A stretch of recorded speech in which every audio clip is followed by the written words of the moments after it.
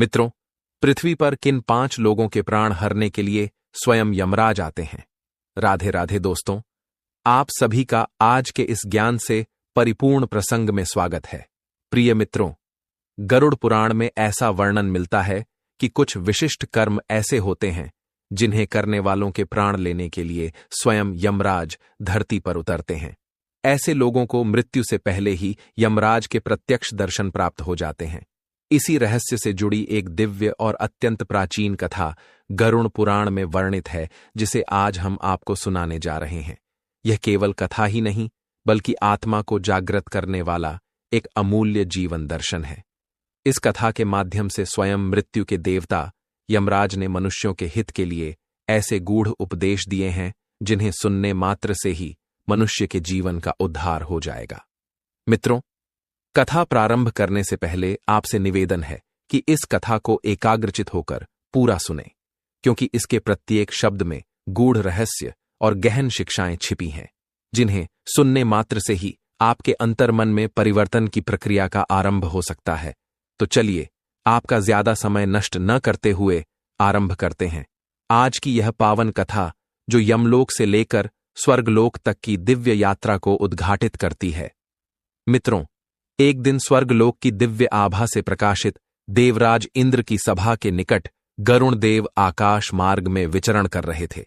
तभी अचानक से उनकी दृष्टि यमलोक की ओर जाने वाले मार्ग पर पड़ी, जहां उन्होंने एक अत्यंत ही आश्चर्यजनक दृश्य देखा, जिसे देखकर गरुड़ देव चकित हो उठे और सोचने लगे, ऐसा कौन सा कार्य आन पड़ा है जिसके लिए स्वयं यमराज को पृथ्वी लोक पर जाना पड़ रहा है। यह देखकर गरुड़ देव का मन जिज्ञासा से भर गया और वह मन ही मन विचार करने लगे कि क्या कोई दिव्य आत्मा पृथ्वी पर जन्म ले चुकी है, जिसे लेने स्वयं यमराज जा रहे हैं, या फिर कोई ऐसी दुरात्मा उत्पन्न हो गई है जिसे दंड देने के लिए स्वयं धर्मराज को हस्तक्षेप करना पड़ रहा है।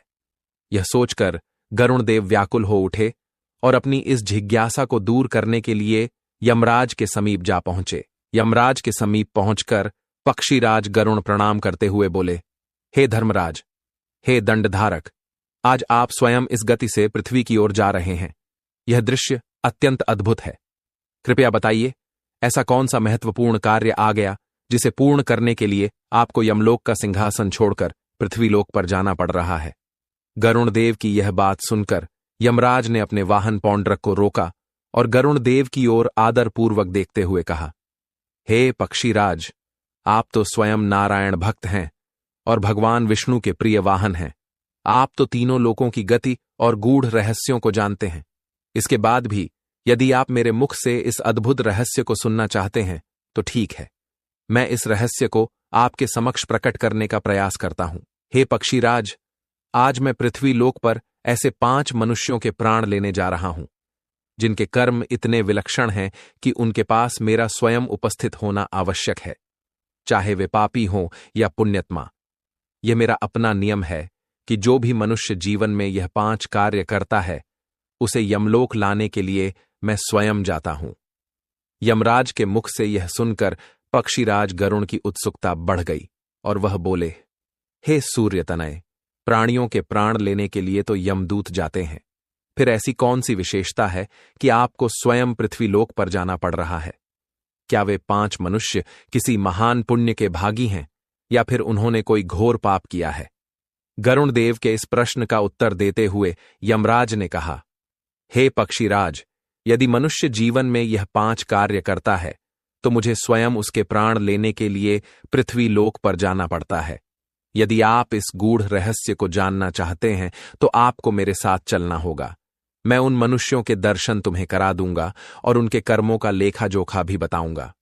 यमराज की यह बात सुनकर गरुड़ देव ने मन में विचार किया कि यही उचित अवसर है धर्मराज के साथ पृथ्वी लोक पर जाकर उन मनुष्यों के बारे में जानने का। मित्रों, गरुड़ देव ने बिना विलंब किए यमराज की यह बात मान ली और यमराज के साथ पृथ्वी लोक की ओर प्रस्थान कर गए। पृथ्वी लोक पर पहुंचकर यमराज गरुड़ देव के साथ एक नगर में गए। उस नगर के बाहर एक गरीब किसान की झोपड़ी थी। उस झोपड़ी के बाहर उस गरीब किसान का मृत शरीर पड़ा था। उसके शरीर के पास ना तो कोई उसका परिजन था और ना ही कोई पड़ोसी। चारों ओर सन्नाटा था।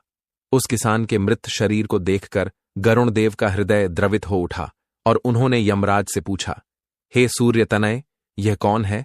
यहां तो इसकी देखभाल के लिए कोई नहीं दिख रहा। इसके परिवारजन कहाँ हैं? यमराज ने गरुण देव को उत्तर देते हुए कहा, हे विनतानंदन, यह एक किसान था। इसका नाम दीनानाथ है। इसने अपने जीवन में सदैव सत्य धर्म का पालन किया है। इसने कभी असत्य नहीं बोला, कभी किसी के साथ छल कपट नहीं किया और ना ही अपनी वाणी से किसी को दुख पहुंचाया।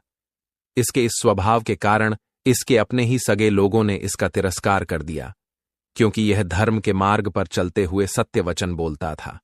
कई बार यह लोगों को अप्रिय भी लगता था। इसके वचनों की कठोर सत्यता के कारण लोगों ने इसे दरिद्र बनते देखा। कोई इसकी सहायता को आगे नहीं आया और इसको अकेला छोड़ दिया। गरुण देव ने आगे पूछा, हे धर्मराज, किंतु यह स्थिति इस पर क्यों आई? क्या इसलिए कि इसने जीवन में सत्य बोला है? गरुड़देव के पूछने पर यमराज ने विस्तार से समझाया, हे पक्षीराज, इस जगत में कई ऐसे मनुष्य मिलेंगे जो छल कपट, झूठ और बेईमानी के माध्यम से धन और सुख सुविधाओं का अर्जन कर लेते हैं, किंतु इस किसान ने ऐसा कोई भी कार्य नहीं किया जिससे कि इसके धर्म पर आंच आए। इसने सदैव सत्य का साथ दिया। हे पक्षीराज, सत्य के संबंध में भगवान श्री कृष्ण ने कहा है, सत्यम प्रिय हितम च यत्, अर्थात वाणी वही सर्वश्रेष्ठ और उत्तम है जो सत्य प्रिय और दूसरों के लिए हितकारी हो। आगे यमराज कहते हैं, हे पक्षीराज, भौतिक दृष्टि से इसका जीवन अत्यंत ही कठिन और संघर्षमय था, किंतु आध्यात्मिक दृष्टि से यह एक महान पुण्यात्मा है। इसके इन्हीं पुण्य कार्यों के कारण इसे लेने के लिए स्वयं मुझे आना पड़ा।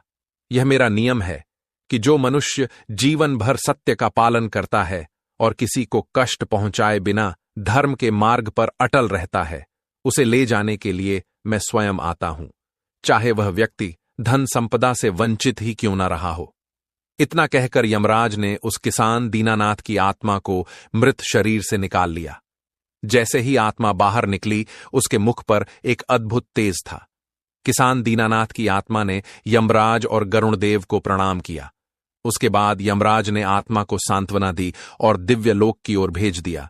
यह देखकर गरुड़देव को बहुत खुशी हुई कि दीनानाथ ने इस संसार में भौतिक कष्टों के बावजूद एक महान जीवन जिया।